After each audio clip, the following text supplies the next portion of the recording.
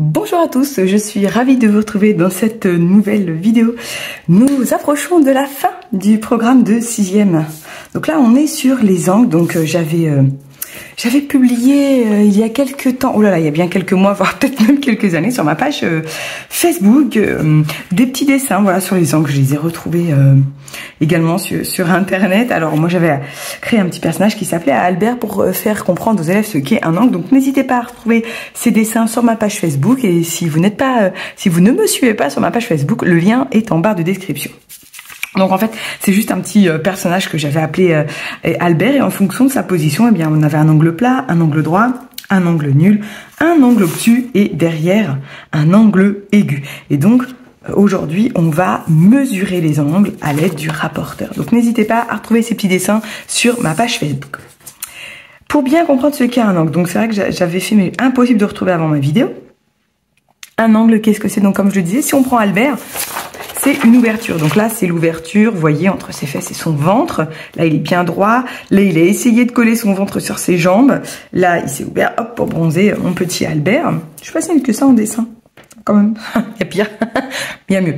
Bon, enfin bref, je disais donc un angle, c'est une ouverture. Par exemple, j'ouvre une porte, j'ouvre une fenêtre. Eh bien, ça crée ce qu'on appelle un angle. Donc en fait, la vraie définition mathématique, c'est un espace entre deux demi-droites. Vous voyez, là, j'ouvre mes deux baguettes, j'ai un espace. Voilà. Là, je n'ai pas d'espace, mes deux baguettes sont l'une sur l'autre. J'ouvre un petit peu, un petit peu, un petit peu, un petit peu. Donc, je fais là, hop, vous voyez, droit.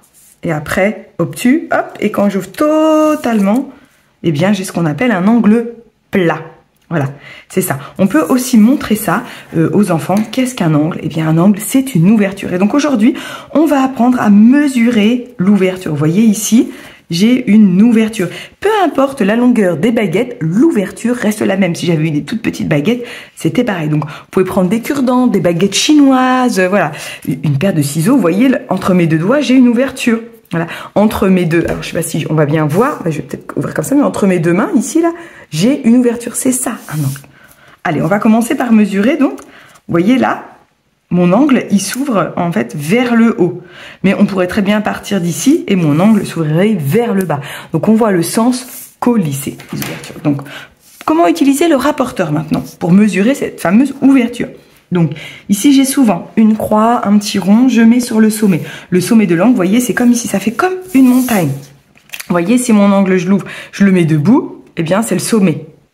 À plat, c'est comme le sommet d'une montagne. Ça, les élèves savent ce que c'est. Par contre, le sommet d'un angle, ils ont beaucoup de mal à visualiser. Ben, n'hésitez pas à utiliser les petites baguettes. Donc, je place le centre du rapporteur sur le sommet de l'angle. J'aligne bien le 0 avec le segment qui est en dessous. Et vous allez voir que je ne prends pas ce 0-là, puisque grâce aux baguettes, on a vu que l'angle, si je place mon rapporteur ainsi, hop, j'ai décalé vers le haut. Vous voyez?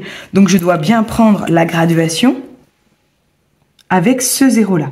Pourquoi j'ai deux graduations? Eh bien, en fonction si l'angle s'ouvre, par exemple, vous voyez, comme ceci, ou alors si mes mains sont à droite, dans ce cas-là, et l'ouverture est comme cela. Donc voilà pourquoi il y a deux graduations. Alors, ce ne sont pas mes rapporteurs préférés. Moi, j'aime bien les rapporteurs avec des cercles entiers, comme ça, si on a un angle de plus de 180 degrés, c'est pratique. Mais ouais, un rapporteur, c'est un rapporteur. Donc, voyez, on suit la graduation du 0. C'est toujours le 0 qui est aligné avec la première baguette. 10, 20, 30. Ben voilà, 30 degrés cet angle. Je le marque ici.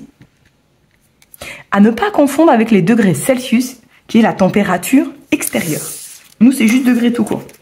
Vous voyez, si je reprends mes baguettes, donc là, mes deux baguettes sont là. Hop, l'ouverture totalement par là. Donc, vous voyez, je vais devoir prendre le 0 qui est aligné ici. Tac, j'ouvre. Donc, je recommence. Je positionne le centre sur le sommet. J'aligne bien. Vous voyez le 0 là, le segment, il est bien sur ma première baguette. Et je suis. Et je n'hésite pas à mettre mon crayon sur la graduation du 0. Je suis donc en fonction du rapporteur. Hop, hop, je suis 120. Et pas 60, puisque je ne regarde pas la graduation extérieure. Donc 120 degrés. Voilà. 120 degrés. On va prendre un autre angle. Ah, celui-ci. Celui-ci, pour le mesurer, on n'hésite pas à tourner la feuille. On peut très bien laisser comme ça. Vous voyez, j'ai une première baguette ici. Donc la deuxième, je la mets sur l'autre et hop. Vous voyez mon rapporteur, je vais devoir le mettre sur la première. Mais j'aurais très bien pu aussi mettre là hop, je mets les deux baguettes une sur, et j'en ouvre qu'une, tac, comme ça. Donc en fait, mon rapporteur, je le mets comme je veux. On peut tourner la feuille comme ceci, ou comme cela. Il faut demander à l'enfant, qu'est-ce qui est le plus pratique pour toi? Comment tu vois l'angle? Alors, on va essayer dans l'autre sens, voilà. Donc je mets le centre du rapporteur sur le sommet. Voilà, j'aligne bien, vous voyez, le segment rouge, il dépasse. Rouge, oui, c'est rouge, pas rose. Hop, j'aligne bien. Et je vais chercher, et je lis la graduation, cette fois extérieure. Donc je suis le 0, et je regarde que ces nombres-là. Tac, tac, tac, 80. Allez, 80 degrés. Là, c'est pareil, je n'hésite pas à tourner ma feuille. Là, vous voyez, c'est un tout petit angle. Donc, le rapporteur, sur le sommet de l'angle, j'aligne, et je suis la graduation, où il y a le 0, tac, tac, tac, 10. Tout petit pour marquer 10 degrés.